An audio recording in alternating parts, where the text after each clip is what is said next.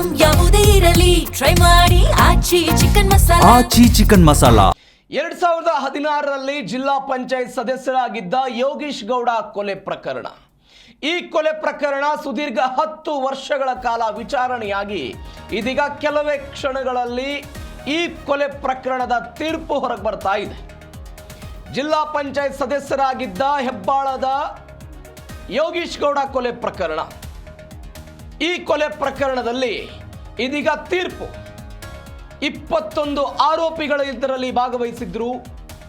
CBI ಇದನ್ನ ತನಿಖೆ ಮಾಡಲಾಗ್ತಾ ಇತ್ತು. ಚಾರ್ಜ್ ಶೀಟ್ ಅನ್ನ ಸಲ್ಲಿಕೆ ಕೂಡ ಮಾಡಿತ್ತು. ಬೆಂಗಳೂರಿನ ಜನಪ್ರತಿನಿಧಿಗಳ ಕೋರ್ಟ್ನಿಂದ ಇದೀಗ ತೀರ್ಪು ಹೊರಬೀಳುತ್ತೆ ಕೆಲವೇ ಕ್ಷಣಗಳಲ್ಲಿ. ಆ ಮುಖಾಂತರ ಧಾರವಾಡ ಗ್ರಾಮೀಣ ವಿಧಾನಸಭಾ ಕ್ಷೇತ್ರದ ಶಾಸಕ ವಿನಯ್ ಕುಲಕರ್ಣಿ ಭವಿಷ್ಯ ನಿರ್ಧಾರ ಆಗುತ್ತೆ. 2016 ಜೂನ್ 15ನೇ ತಾರೀಕಿಗೆ ಧಾರವಾಡದ ಸಪ್ತಾಪುರದಲ್ಲಿದ್ದ ಯೋಗೀಶ್ ಗೌಡ ಮಾಲೀಕತ್ವದ ಉದಯ್ ಜಿಮ್ನಲ್ಲಿ ಅವರು ಬೆಳಗ್ಗೆ ವ್ಯಾಯಾಮ ಮಾಡ್ತಾ ಇದ್ದಂತಹ ಸಮಯದಲ್ಲಿ ದಾಳಿಯಾಗಿತ್ತು, ಕೊಲೆ ಆಗಿತ್ತು. ಈ ಪ್ರಕರಣ ಮೊದಲು ಬೇರೆ ಬೇರೆ ಹಂತಗಳಲ್ಲಿ ಆಯಾಮಗಳಲ್ಲಿ ವಿಚಾರಣೆಯ ಸ್ವರೂಪವನ್ನು ಪಡೆದುಕೊಂಡಿತ್ತು. ಈ ಪ್ರಕರಣವನ್ನು ಮೊದಲು ಧಾರವಾಡ ಉಪನಗರ ಧಾರವಾಡ ಸಬರ್ಬನ್ ಪೊಲೀಸರು ಒಂದು ಪ್ರಕರಣವನ್ನು ದಾಖಲು ಮಾಡಿಕೊಂಡು ತನಿಖೆಯನ್ನು ಶುರು ಮಾಡಿದ್ರು. ಜಮೀನು ಅಥವಾ ಆಸ್ತಿ ವಿವಾದದಿಂದ ಕೊಲೆ ಆಗಿದೆ ಅಂತ ಅವರೆಲ್ಲ ಹೇಳಿದ್ರು. ಜಮೀನು ಅಥವಾ ಆಸ್ತಿ ವಿವಾದದಿಂದ ಕೊಲೆ ಆಗಿದ್ದೆ ಅಂತ ಹೇಳಿದ್ರು. ಆದರೆ ಸಿಬಿಐ ಯಾವಾಗ ಎಂಟ್ರಿ ಕೊಡ್ತು, ಪ್ರಕರಣದ ಸಂಪೂರ್ಣ ಸತ್ಯಾಸತ್ಯತೆ ಹೊರಗೆ ಬರೋದಕ್ಕೆ ಶುರುವಾಯಿತು. ಇದೀಗ ತೀರ್ಪಿನ ಹಿನ್ನೆಲೆ ಧಾರವಾಡ ಗ್ರಾಮೀಣ ಭಾಗದಲ್ಲಿ ಪೊಲೀಸರ ಕಟ್ಟೆಚ್ಚರ ಇದೆ. ಬಿಕಾಸ್ ವಿನಯ್ ಕುಲಕರ್ಣಿ ಪ್ರತಿನಿಧಿಸುವಂತಹ ಕ್ಷೇತ್ರ ಧಾರವಾಡ ಗ್ರಾಮೀಣ.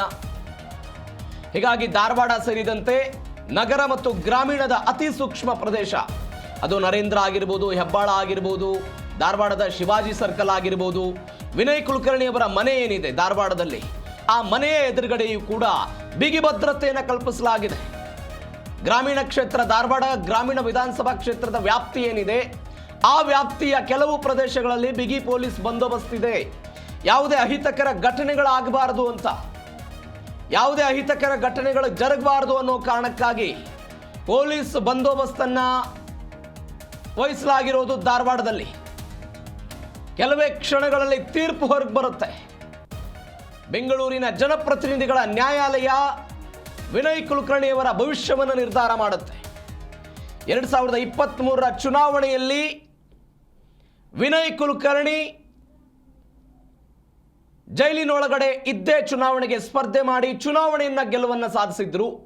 ಅವರ ಪತ್ನಿ ಇಡೀ ಕ್ಷೇತ್ರದಾದ್ಯಂತ ಪ್ರಚಾರ ಮಾಡೋ ಮುಖಾಂತರ ಪತಿಯನ್ನ ಗೆಲ್ಲಿಸಿಕೊಂಡು ಬಂದಿದ್ರು. ಈ ಹಿಂದೆ ರಾಜ್ಯದಲ್ಲಿ ಬಿಜೆಪಿ ಸರ್ಕಾರ ಇದ್ದಂತಹ ಸಮಯದಲ್ಲಿ ಯೋಗೀಶ್ ಗೌಡ ಕುಟುಂಬಸ್ಥರು, ಅವರ ಸಹೋದರ ಗುರುನಾಥ್ ಗೌಡ, ಅದರ ಜೊತೆಗೆ ಅವರ ತಾಯಿ ಮಾಡಿದ್ದಂತಹ ಬೇಡಿಕೆಯ ಅನ್ವಯ ಅವರು ಹೇಳಿದ್ರು, ರಾಜಕೀಯ ಪಿತೂರಿ ಇದೆ, ರಾಜಕೀಯ ವೈಷಮ್ಯಕ್ಕಾಗಿಯೇ ನನ್ನ ಸಹೋದರನ ಕೊಲೆ ಆಗಿದೆ ಅಂತ ಅವತ್ತು ಗಂಭೀರ ಆರೋಪ ಮಾಡಿ ಇದನ್ನು ಸಿಬಿಐಗೆ ಕೊಡಬೇಕು ಅಂತ ಹೇಳಿದ್ರು. ಅವತ್ತಿನ ಬಿಜೆಪಿ ಸರ್ಕಾರ ಇದನ್ನು ಸಿಬಿಐ ತನಿಖೆ ಕೊಟ್ಟಿತ್ತು. ಇವತ್ತು ಅಂತಿಮ ತೀರ್ಪು ಬರ್ತಾ ಇದೆ ಜನಪ್ರತಿನಿಧಿಗಳ ಕೋರ್ಟ್ನಿಂದ.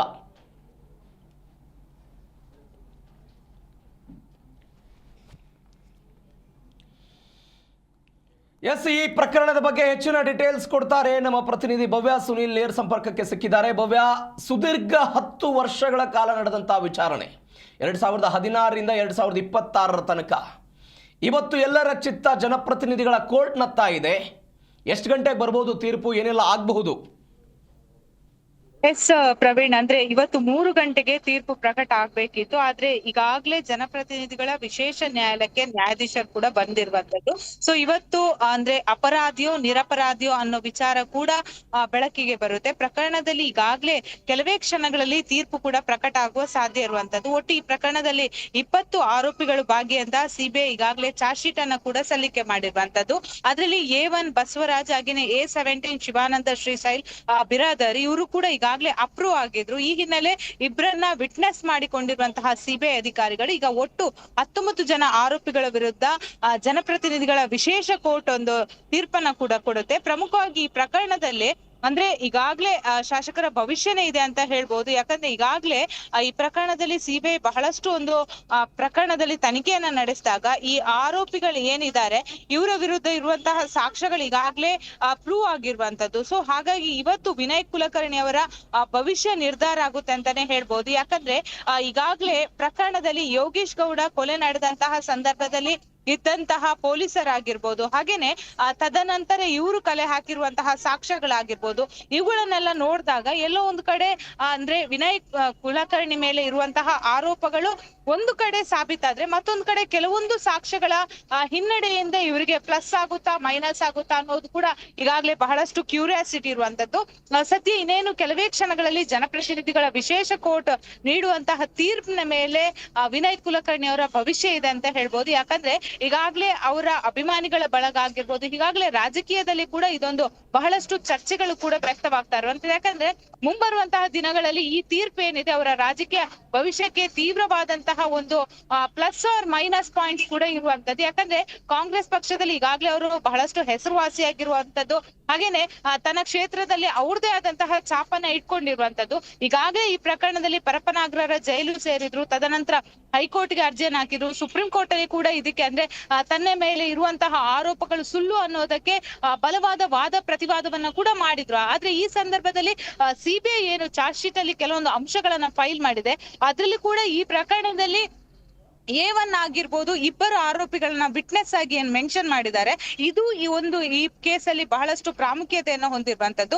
ಸೊ ಹಾಗಾಗಿ ಇವತ್ತು ನ್ಯಾಯಮೂರ್ತಿಗಳು ಇದನ್ನೆಲ್ಲ ನೋಡ್ಕೊಂಡು ಯಾವ ರೀತಿಯಾದಂತಹ ಜಡ್ಜ್ಮೆಂಟ್ ಕೊಡ್ತಾರೆ ಅನ್ನೋದು ಕೂಡ ಬಹಳಷ್ಟು ಕ್ಯೂರಿಯಾಸಿಟಿ ಇದೆ. ಯಾಕಂದ್ರೆ ಕಳೆದ ವಾರ ಅಷ್ಟೇ ಜಡ್ಜ್ಮೆಂಟ್ ಅನ್ನ ಕೊಡಬೇಕಿತ್ತು, ಆದ್ರೆ ವಾದ ಪ್ರತಿವಾದವನ್ನ ಆಲಿಸಿರುವಂತಹ ನ್ಯಾಯಾಲಯ ಇವತ್ತಿಗೆ ಒಂದು ಜಡ್ಜ್ಮೆಂಟ್ ಅನ್ನ ಕಾಯ್ದಿರಿಸಿದ್ರು. ಸೊ ಹೀಗಾಗಿ ಮಾರ್ನಿಂಗ್ ಇದೊಂದು ವಿಚಾರ ಬರ್ಬೇಕಿತ್ತು, ಆದ್ರೆ ಬಹಳಷ್ಟು ಇದರಲ್ಲಿ ಕುತೂಹಲ ಇರುವಂತದ್ದು. ಸೊ ಈ ಕಾರಣಕ್ಕಾಗಿ ನ್ಯಾಯಮೂರ್ತಿಗಳು ಕೂಡ ಎರಡೂ ಕಡೆ ಅಂದ್ರೆ ಸಿಬಿಐ ಸಲ್ಲಿಸಿರುವಂತಹ ಚಾರ್ಜ್ ಶೀಟ್ ನ ಕೆಲವೊಂದು ಅಂಶಗಳಾಗಿರ್ಬೋದು, ಹಾಗೇನೆ ಈ ಕುಲಕರ್ಣಿ ಪರ ಇರುವಂತಹ ವಕೀಲರು ಮಾಡಿರುವಂತಹ ವಾದವನ್ನ ಆಲಿಸಿಕೊಂಡು ಒಂದು ಜಡ್ಜ್ಮೆಂಟ್ ಅನ್ನ ಕೊಡ್ತಾರೆ.